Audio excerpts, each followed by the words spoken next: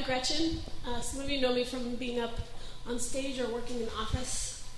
But I wanted to share a little bit about my story today and how it relates to what we've been talking about, and that's doubt. The part that really resonates with me is this example that Jeff used for emotional doubt. He was talking a lot about healing. Some of you know this and some of you do not, but I have a genetic disease called cystic fibrosis. It's a really popular lung disease, so you should look it up. It's really cool. I was born with it, but I wasn't diagnosed with it until I was 2 years old. And at that time, in the early 80s, there wasn't much information about it, so doctors didn't know a ton about it. In fact, the life expectancy at that time was 5 to 8 years old, and that was a good child. So, in fact, when I was diagnosed, the doctors told my parents not to get too attached. Doesn't seem like the most appropriate thing to say, but what do I know? Now, obviously, I've lived a little past 8 years old, and the Lord has given me an amazing life, full of His grace and His mercy. But even in all that goodness, there always creeps into my life this doubt. You know, how can God be good if He created me with this disease? How can He delight in that? And why doesn't He just heal me? I know that He can.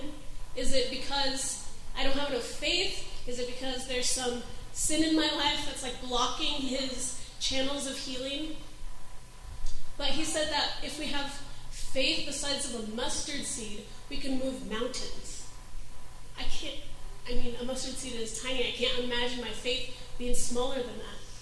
But even if it was, what about all these people around me, all these godly people? What about their faith? Doesn't that count for something? I have traveled around the world to lots of different countries, and in each country, everywhere that I've been, people in different cultures and different languages want to pray for my healing, and they want to partner with me and pray for me long after I'm gone, and they've been praying for years. And that healing has not come.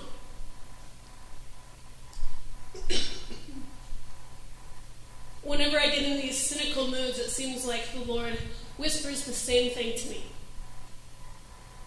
Is your love for me contingent on what I do for you, Gretchen? No.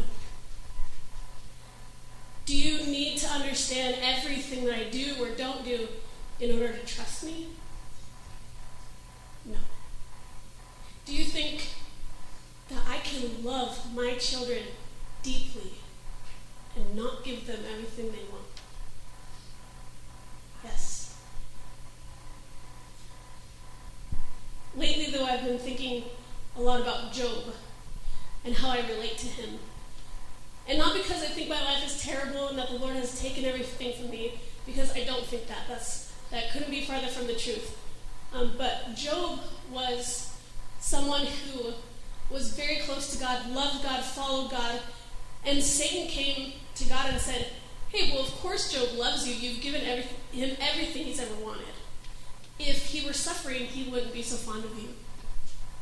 And then Job went through a series of trials. And yet he never turned away from God. He questioned, he whined, he suffered. I'm sure he doubted. But he refused to let his circumstances dictate his trust in God. I want the Lord to make me like that.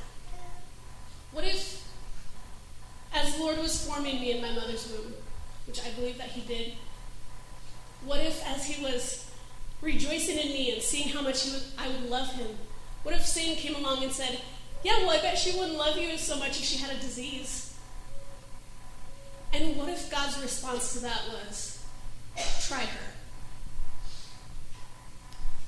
I don't know if that's what happened, but it doesn't really matter either way, because I still want to be the kind of person who will stand in sickness or pain or doubting or questioning, disappointment and doubt, and say, God is good, and I trust him.